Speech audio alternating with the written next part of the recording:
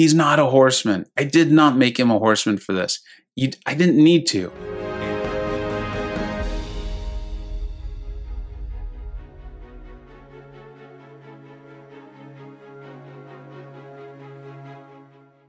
Hey, welcome back to the channel. I think we're making headway on people seeing how great Cable is. It's just the synergy with Apocalypse.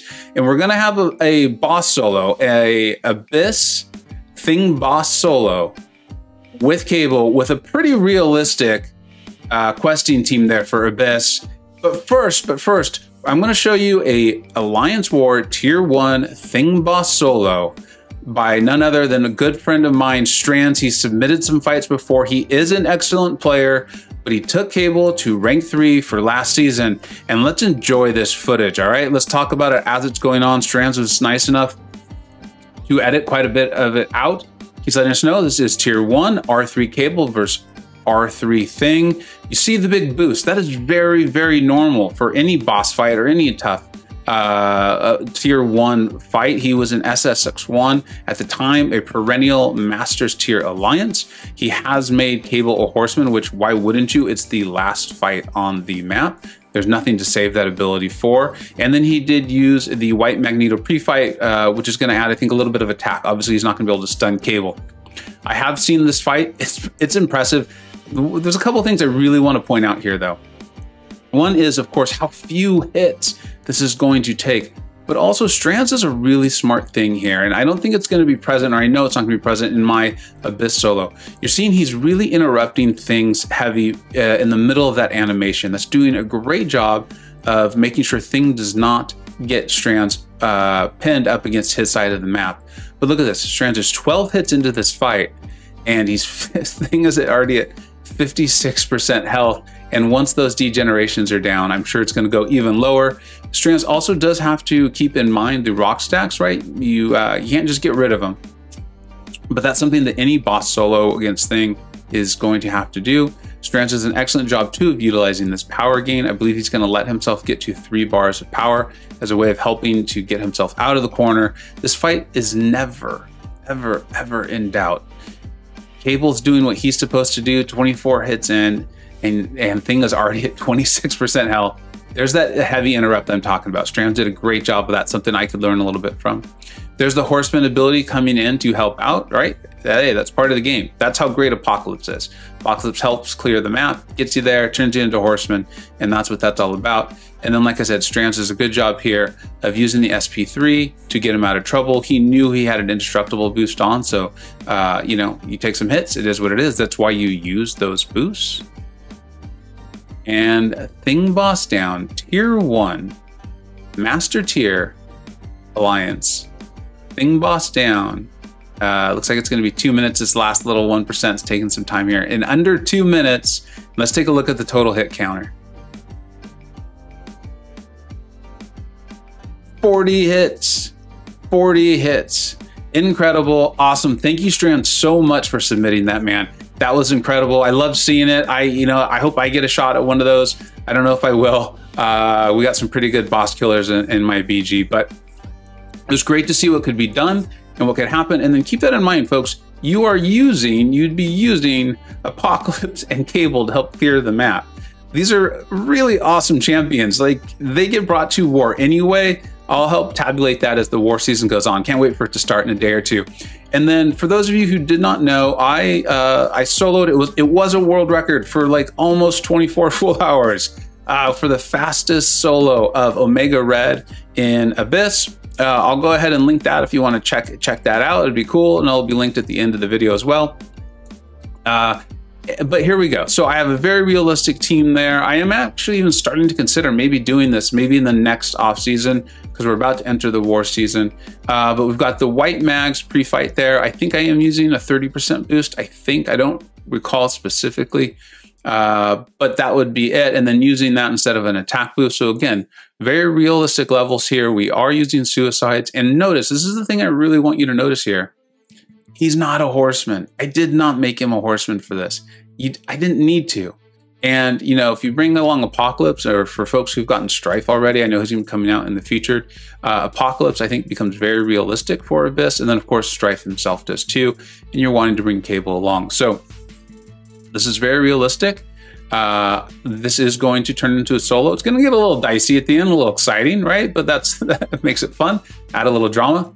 But this is going to be a solo. You're going to see how well Cable can do. I think I could have learned a little bit from what Strands was doing there, now that I've seen that fight and really studied a little bit better.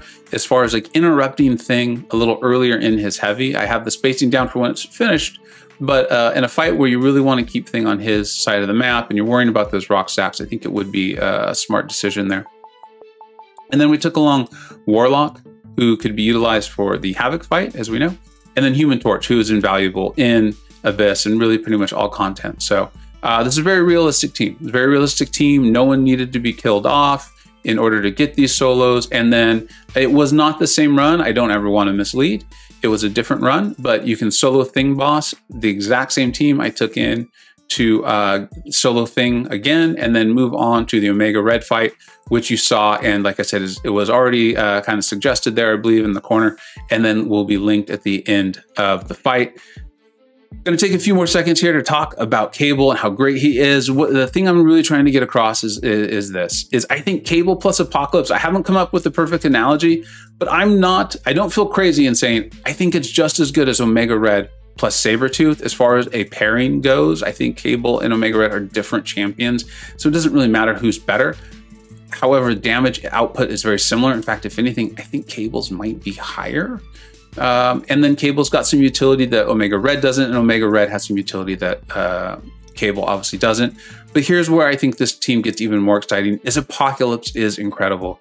He is definitely, I don't think anyone would disagree with this, a better champion than Sabretooth is. And so frequently in high tier war or a really tough fight, you're taking Sabretooth along with Omega Red. Why not bring Cable and Apocalypse as well? So, and for me, it's not a competition about who's better. It's more as that's what I'm trying to get across, is how good Cable is, how important that's just the synergy. It's not the Horseman ability, it's the synergy that is making Cable's damage output so good. He had the utility already. He just hit like a noodle, and now he doesn't.